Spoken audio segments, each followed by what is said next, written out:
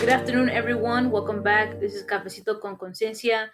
Here we have David, Leo, and Susie. My name is Susie, and our today's topic, our focus, or like our guiding question for our plática today is going to be: how do we identify? What was our journey to this self-identification, and then how does our identity play in the role of like the social injustices that are happening today around our communities? So again, so for myself, I grew up mostly, being labeled as or embracing like just being Mexican. I actually was raised in Mexico until I was like maybe 8 or 9 years old when my family moved to the U.S. For for better opportunities or work. Right, my parents wanted to give us a better life. So again, just kind of being in school, I was a Mexican. That's the word that I use. Right, not really Mexican American, just more like Mexican. That was my identity. Um, but like the again, it was just kind of like I didn't hear the word Latino or Latina until I was like maybe in high school when I started hearing more people use that word. And then it wasn't until college when I heard people use like Hispanic. Now I'm just kind of like confused. So now there's Latino, Latina, Hispanic, all to represent one like a group of people, So, but little did I know that there was another word, right? There was another word, a different identity, and this identity when I started learning about it when I was my freshman year at Northridge, and I took several ethnic studies classes, and one of those ethnic classes was like Chicano studies, right, or Chicano studies. That's how it started off, and just I really connected to just those courses and to those classes, and it was I don't know if for my folks that have been at Northridge, but you had Profe Garcia, right? Profe Garcia is like such a history like historian, right? So he would talk about the Chicano movement. He would talk about like at some point I didn't even know, like, this is how naive I was, where I didn't even know Mexicans existed like for a long time. That was just like me not knowing the history. So the more I learned about like what it meant to be a Chicano, what it meant to be a Chicana, and just like the struggles of people, from Mexican American, and just different struggles from different Latin American countries. I really did felt like I connected more to the word Chicano than Latina or than Hispanic. So that's why now I identify and I'm proud to say that I'm a Chicana, because of like the meaning of what it stands for, right? Um, I know that it depends on who you ask. Different people have different definitions of what it means to be a Chicana. How you spell it is another different conversations, right? Because people will spell it with a CH, other people will spell it with the X, and that's like again completely fine. There's no right or wrong. But I definitely started to embrace more the Chicana in me because my two older sisters, again, they were older than me and they were in college as well, and they were like they identify as Chicana, so they also kind of influenced me and shared with me about like what it meant to be a Chicana, right? So if I was passionate, wanted to do something about the injustices that were happening in my community, a lot of people then identify as Chicana or Chicano, right? So for me, I think it was a process, but it definitely just like wanted to do something about the injustices that are happening in my community got led me to more like to identify as a Chicana, and that's how I identify right now. Um, Thank you for sharing. Again, I think that this focused on identity. It's powerful, right? Because, like you mentioned, that there's a lot of people who don't consider themselves Chicana, Chicano, or Chicanx, right? And there's a lot of people who don't consider themselves Latino, Latina, or part or Latinx, right? So it's like identity is a really important piece that we need to embrace and that we need to just start recognizing, right, as individuals. For me, growing up in a Mexican household, it was always Latino, Latina, right? Like everywhere we go, like it was Latino, Latina, right? If my parents were filling out paperwork, it was Latino, Latina, sometimes Hispanic, right? So it was always those two things. um and I never paid attention to it. I never questioned it. I never really thought about it, like, oh, okay, cool, like I'm just, and I was just Latino, that's it, or I was Hispanic. um But I think for me it was just an interesting process because again, um, my journey through higher ed, I think it was more of like I'm gonna find out who I am rather than I'm gonna focus on something, right? So when I first went to Santa Monica College, right, I took a Mexican American history course with Profe Raul Ruiz, and that's where the whole term Chicano just popped up for me. That was the first time that the term Chicano, right, popped up, and I started learning about the Chicano movement. I started learning about the struggles of raza being incorporated, into the education system, right, and just being recognized. Um, so I was like, maybe I'm not Hispanic, maybe I'm not Latino, maybe I'm Chicano, right? Maybe that's who I am. And I was just like, cool, like let me find out more. So I did more digging, and I started liking the history. I started, from not just as a Chicano movement back in the '60s, right, and learning more about what was going on and what happened, and how we went from that struggle, right, to actually fighting and to some extent gaining some liberation, right. And I was like, man, you know what? I'm a Chicano, right? Because a Chicano is at least to me it was somebody who's Mexican American, right? And like Ru- um yeah, now to me someone, in the words of Ruben Salazar, is a Chicano is a Mexican American who doesn't consider himself American, or doesn't have at least one thought ounce or whatever you want to call it of being American, right? So I was like, man, like I'm a Chicano, right? Because I'm Mexican American, right? And I'm not American. I don't fit that criteria. As y'all can see, I'm not white, right? I don't have white privilege, right? I don't have none of that. But then at the same time, as a Chicano, I'm out in the street advocating, right, for myself. I'm advocating for my people, right? And I'm organizing, right? So that's why Chicano just stood for me, right? And at that time, I was using Chicano with the ch, right? And I know Susie, you went into the whole how do you spell it and all that stuff. And it's interesting, right? Because at the beginning I was like, I'm gonna use Chicano with a ch, right? And then at some point, somewhere along the way, as I kept going on through higher ed, I started learning more about my indigenous history, right? And I was like, man, there's more to this whole thing of being Chicano, right? So Chicano with an X before, right, is someone who denounces, to me, someone who denounces any European ancestry, right? Chicano, and I just came across this cool video on Instagram the other day. Is Chicano uh, is children of the earth, right? So I'm just like, man, like I'm more in tune with. I want to get more in tune with my indigenous history than with anything else, right? With the ancestors. So I don't know. To me, it's just interesting, right?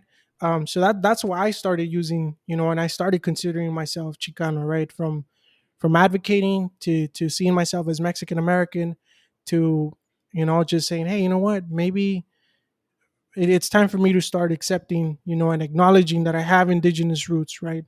And that's who I am. That's my past. It's part of my past. It's part of, and it's little by little, it's starting to be part of my present. So, taking more pride in that. So, but yeah.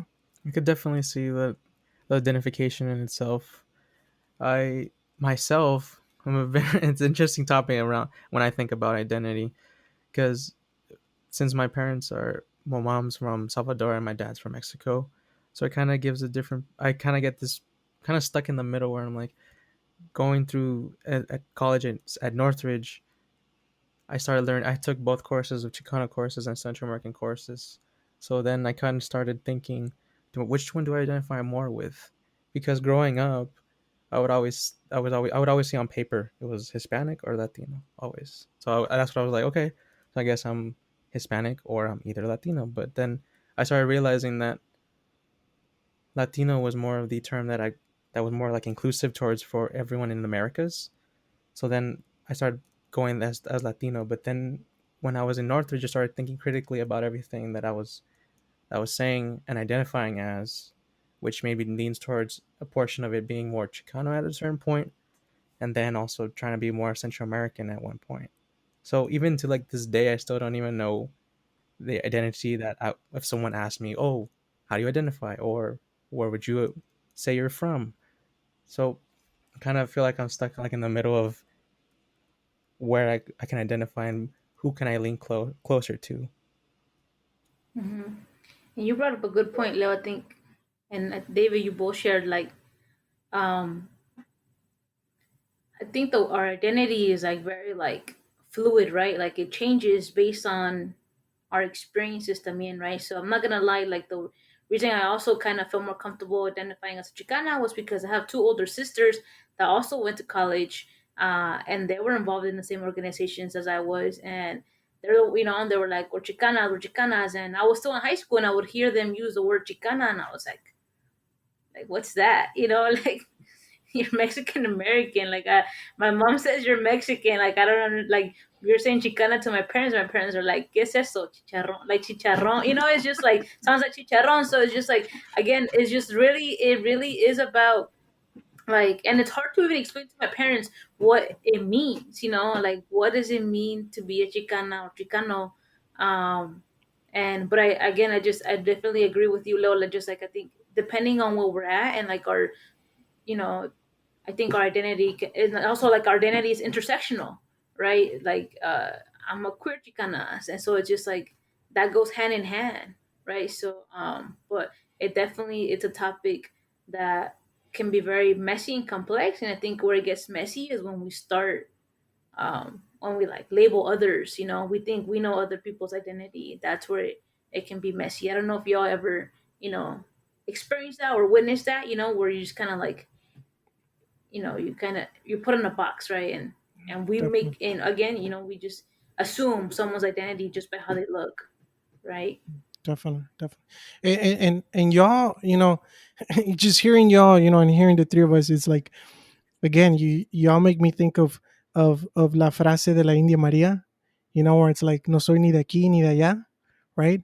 Because it's like at least for me, as a Chicano, is like right here I'm a Chicano, right? And if I was to go to Mexico, I'm not Mexican. Like they'll call me Pocho, right? Because I'm somebody who was born in the U.S., right? So I'm a Pocho, and my Spanish is probably not the best, right? To folks from over there, right? So it's like you're in this between, right? No soy ni de aquí ni de allá, right? No soy mexicano, they consider me Pocho, and then over here it's like I'm not American, quote unquote, right? So it's like, and then to fact of that matter is like, we're at least me is like we're indigenous, right? We're native to this lands, right? And even if you don't want to put it in a context of indigenousness, then let's put it in a context of probably just the fact that California, Arizona, and a lot of other states, were part of Mexico at some point, right? So again, I think Susie, you bring up a good point where it's like this is more complex, right? There's a lot to it. There's a lot of layers to it, and it's like how do we get through each layer, and how do we make sure that we're acknowledging people's identity correctly, right? And not just assuming that because someone is of lighter skin or of darker skin, they're from a certain ethnicity, right? So I think that's the tricky part, right? Um, so to your question, Susie, about ever coming across folks, just identifying somebody else, right, as someone that they're not. I think um, a good encounter that I had, is folks labeling, Andres Guardado as a Chicano, right? And for those of you who don't know, Andres Guardado, has been the latest, well, one of the latest victims of the sheriff's department, right? Who was murdered um, during his job late at night, and these murderers, right? They just released it on him. So they took a young man's life. Um, But to that, it's like there was, of course, there's an outrage, right? We see many of our folks being murdered, on a we see a lot of our folks being murdered in so many instances, right? But what stood out to me aside from that is, when people started to label Andres as a Chicano without knowing that he's actually Central American, that he's actually from El Salvador, right? And I think that's an important piece because, um, like you mentioned earlier too, where it's like Chicanismo is male dominant, right? Where you see a lot of that machismo come out, right? And a lot of folks, right? A lot of Chicano men who are organizers will get defensive when you start to call these types of things in, right? They'll start saying, "Hey, well, why what's wrong with you?" Or are you against the movement? Or are you against this? Or why are you fighting? For why are you putting a front, right? But it's like, it's not about putting a front, it's about actually calling things for what they are, right? um and I don't know, to me it's just, it kind of just goes to the whole hijacking thing, right? So it's like, I think it's important again to respect people's identity, right? And Andres Guardado, young man, from El Salvador, right? And for any other Chicano who might be listening, Chicano, Chicana, Chicanx, right? I think that's something to reflect on, right? Like, you can't just put on your label into someone else, right? Just because you consider yourself as a Chicano, or or not, then that those are things that you need to take into account. So I think that's really important, and just be really mindful about it. So Yeah, I think you bring up a good point about just being reflective, right? I don't know. I think sometimes we get caught up with like being politically correct, like this is the term that we use now, or like, without, and just again, without people knowing, you kind of just like, like, how do we correct someone's identity? Like, you can't, you have to allow people to be who they are. Especially with everything that's going right on right now, like there's um, it's just kind of like, how do we, you brought up on this guardado, when I think another situation that happened with that, there was just like, I noticed there was several like comments on his post, about just like his family's post about like him, just coming out and supporting. And I saw a lot of people commenting, about like, oh, where's Black Lives Matter now, or where are these people who are protesting the streets? And I think that just goes back to your question, or like to what you just mentioned, right? How do we like hold ourselves accountable and be reflective without hijacking, without putting a label, without putting, saying like, hey, without like trying to prioritize people's struggles. I think that's like a really insensitive to do. But I think, um so I guess that's my question to y'all. Like, what do y'all think? Like, how do you feel um like our identity, or like knowing who we are, can contribute or play a role in what's happening today, right? Whether it's Black Lives Matter, or just like the stuff that's happening with the ICE detention centers, how do we feel like that has a connection? I think that's a good question, right? I think, um, earlier we were talking about, just representation, right? But how do we represent without taking up space, right? Taking up space, where in spaces that at that moment, at that point in time, um, it, it's not really about us, right? And I think, a lot of people, a lot of, and again, Latino, Hispanic, Chicanos, Chicanas, Chicanx, Latinx, um, I saw a lot of people talk about it too, where, oh, well, where's BLM? Why aren't they showing up? Why aren't they protesting? And even some of that, racism from our own people, right? Where it's like, they're not showing up. Why should we show up, right? But truth of the matter is, the African American community has been showing up for us for a pretty long time, right? And I think it's some new folks. It's people that are being exposed, through the movement, through like, other social media pages, that it's like, well, they're right. Why aren't they showing up? But it's like they've been showing up. There's been the African American community has been marching down with us.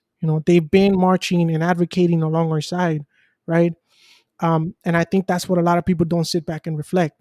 And just as how they've been doing that, I've seen a lot of people do the same thing and replicate that love, that respect and that unity, right? Where our people are showing up to the BLM marches and protests, right? And I think that's the piece that people need to really focus on, right? Focusing on showing up without the intention of like, okay, if I show up for you, then you got to show up for me, right? It's like, just show up, man. Show up, protest, organize, right? Show unity, show love, and then more than anything, show respect, right? And when once you do that, I think if you follow that, then you're gonna see a way greater movement, right? Um, there's been there's been a couple protests here in Compton también, and it's just like people keep showing up, people keep organizing, and yes, our ethnicity is important, and that's why we're talking about it today, right? But I think once you respect each other, once we respect one another's identity, then we can show up without a problem, right? And we're seeing it right now, and I hope that a lot of more people just take off that lens of like, I'm gonna do it because it benefits me, right? And they just put on the hat and say, hey, I'm gonna do it because it's important for the community. And if we build unity, then we can change shit. We can run shit, right? So I definitely agree with becoming even just an ally with for them, because it's not like, oh, I give you something and you give me, I expect something in return. It's more like, I need to show support because I feel for what's happening, not just saying, oh, I'm gonna make it about me after. I was like, whoa, where were you when that happened? It's like there's different situations that happen for everyone, but it's just showing the support, which is a very important part, that it's gonna pay off in the end. Showing that, because a lot of they've so like I've seen like a TV on the news or anything on social media and all like that, that they've tried to like flip the whole thing of saying that, oh, it's if there's like this mass destruction and all this stuff, saying, oh, it's the movement, it's the BLM movement, saying that. And it's like, no, it's not that. It's like some people even try to take that into a different perspective and say to prioritize themselves. So there's all these others that would put their quote before lives matter. So there's all these blue lives matter, all lives matter, and even there's been a label of brown lives matters. So it's more like trying to prioritize yourself over, and you don't understand the actual movement. That's what's why it's being done. So I definitely just see this becoming an ally, supporting, learning what's the situation that's happening, and just supporting them. Yeah, and I think so I think someone I forgot who says this, but like I know I hear this a lot. Just like hurt people, right? So I think um I don't know, I feel like when folks like don't do like that necessary like reflection of who they are, like where we come from, like our past, like really reflect on like our experiences. Sometimes we're hurting and we don't acknowledge that hurt. Yeah, this is without knowing we can hurt someone else, right? So the reason I bring this up was because, like, again, like I mentioned, I'm a middle school teacher, and I went to this conference, and this conference was about how do we support as educators, how do we support our Black and African American students, in our schools, because we're talking about the school to prison pipeline, just about how there's a like disproportionately our Black and brown students, specifically our Black students, are targeted or expelled the most, like our male students, in particular. So, like, this is the theme of the conference, and like you said, Leo, like I went in as an ally, right? I'm a Chicana queer teacher, teaching math, and I have a lot of Black students, African American students that are struggling. So I'm just going to should be an ally and, like, again, learn, right? How am I gonna make sure that I'm like meeting the needs of my scholars, and then there was a part of the halfway through the conference, there's a mujer that stands up. She gets up, and like, it's like a Q&A happening, and then she raises her hand, and then her voice is shaking, and then she starts with like, hi, and she says like, I'm Hispanic, and you can just hear, her voice is shaking, and then you just know, like, I think everyone, right, all of us, when we're nervous, when, like, our voice shakes, and like, or even like, I don't know, you can just feel like there's stuff that there's I think she was hurting at some point, because her, a lot sometimes también when we're struggling with something, we have something stuck in our throat, right? And it's like we want to like swallow our emotions and our feelings, right? So I don't know, I just really, I was like, oh snap, she's, when you feel like someone's gonna get emotional, they get emotional, right? So she starts saying, I'm listening to what she has to say, and again she said like, oh hi, like, my name is so and so, I'm a Hispanic, I'm a teacher at this school, and she just kind of goes off and saying like, I'm kind of upset that this conference is happening because I don't see anything happening for my Hispanic students, you know. And at that point, I'm like, oh my god, I'm kind of like, oh, trágame tierra, like, don't, like, why is she saying this at this conference? Like, it's a conference for our Black and African American students, and like what you said, being an ally, that to me did not sound being like an ally. It was like what you both are saying, like, see me, and again, I think she was hurting about something. It was just, David, I think you said it, it wasn't the right space for that comment, and so like, she continued talking about like how Hispanics face actually experience 10 times worse than the African American community. Like, they have more struggle, she was saying. And again, I'm just like, oh, she just needs to stop talking, um so like, the facilitator, she doesn't even really entertain like the conversation. She kind of just like, okay, we need a pause, and then dismisses us to go to lunch, and so there I go, I'm a very like I'm like, my blood is boiling, because I'm just like, how dare you, so I follow her, and I'm like, I'm like, okay, I need to talk to her, just gotta see like, hey, like, I hear you, because again, I'm recognizing that she's hurting about something, right? And I think that just that pain just came off across a whole different level, and I asked her, like, hey, like, I appreciate your comment.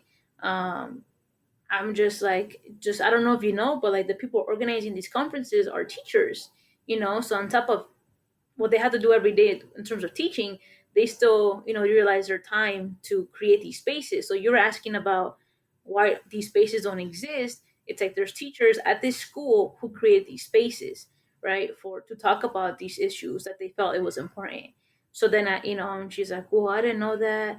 I'm just saying that, she was just saying like, I just know that there's not enough support happening for our Hispanic students, and again, I'm just hearing the word Hispanic, so I'm just like, curious, and I, ask her like, did you ever take like any like ethnic studies courses in college? And she's like, no. Did you ever take like any, communication course? Because I'm just like, hey, she went to college, has a degree. She's like, no, I don't, I never took any of those courses. And I'm like, okay, so, because I think the three of us shared that going in higher ed, we all experience, through these ethnic studies courses, they helped us with our identity, right? So at the end, I asked her like, oh, so like, what are you doing for your Latina students? What spaces are y'all creating in your school? And then she said like, oh, I'm not doing any because I'm busy with school.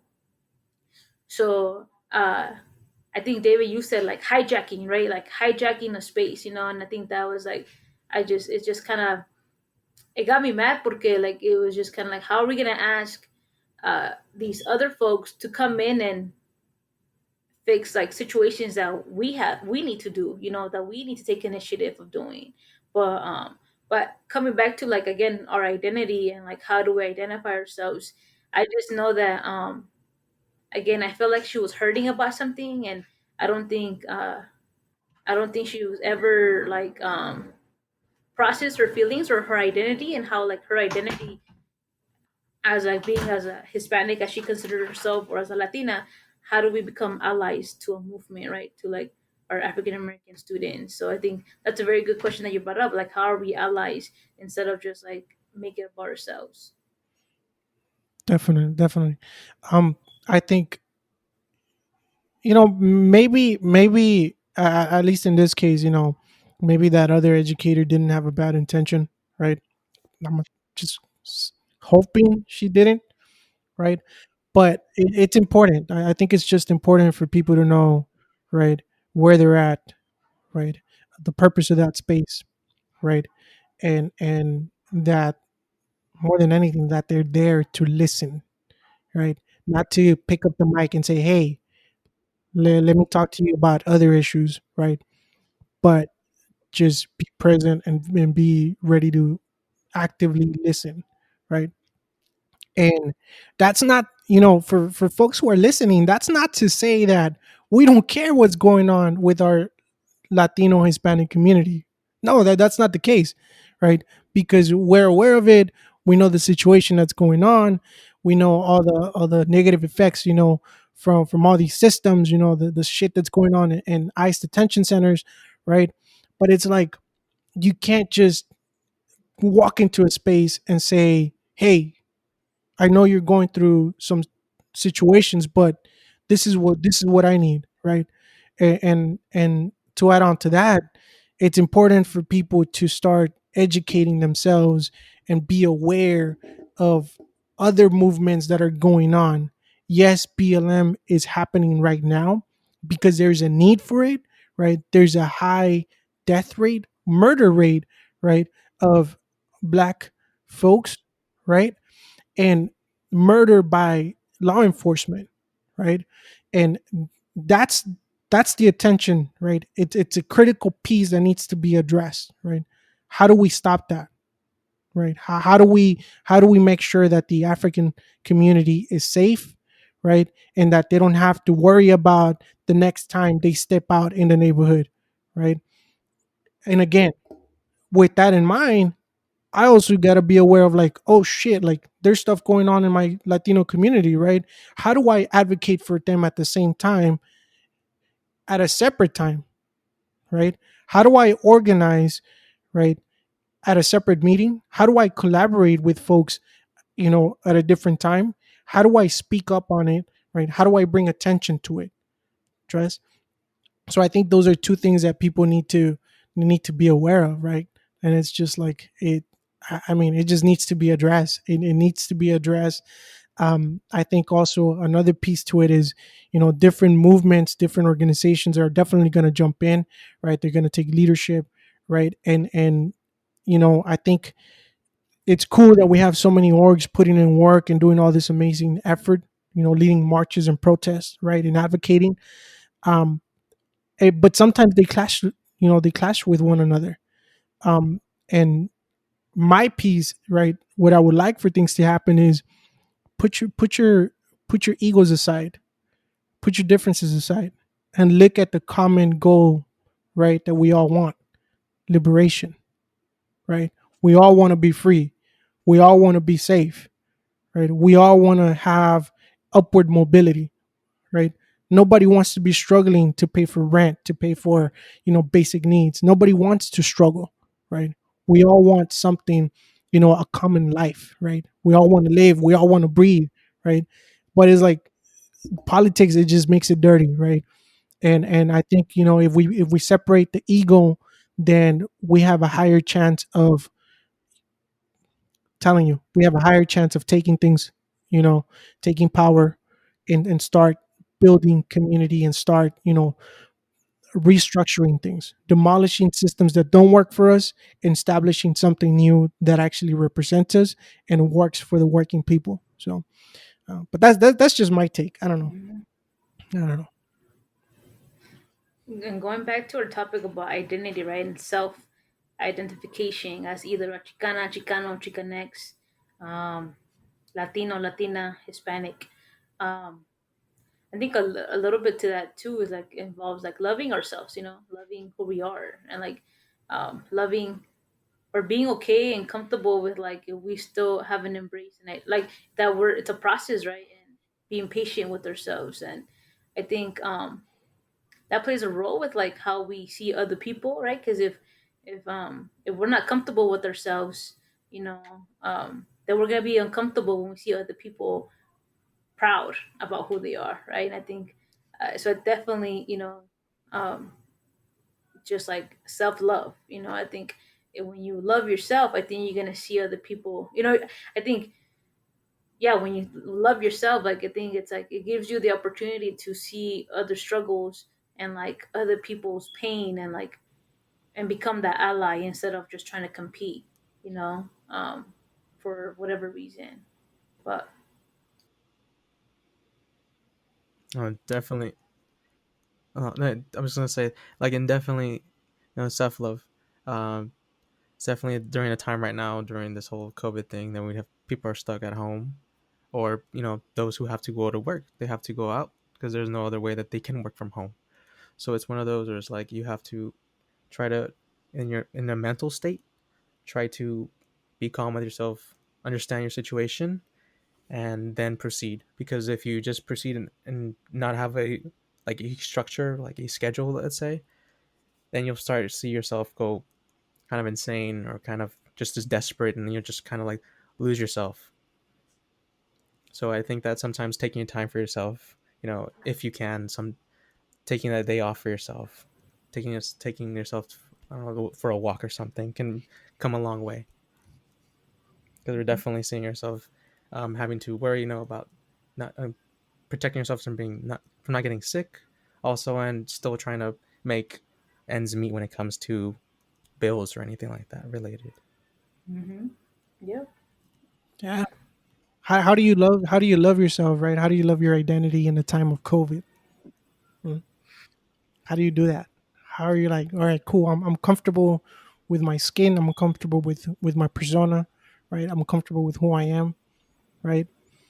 When you have to be at home, or at least try to be at home I mean, we should ninety be at percent of the home, right? time. That's Yes.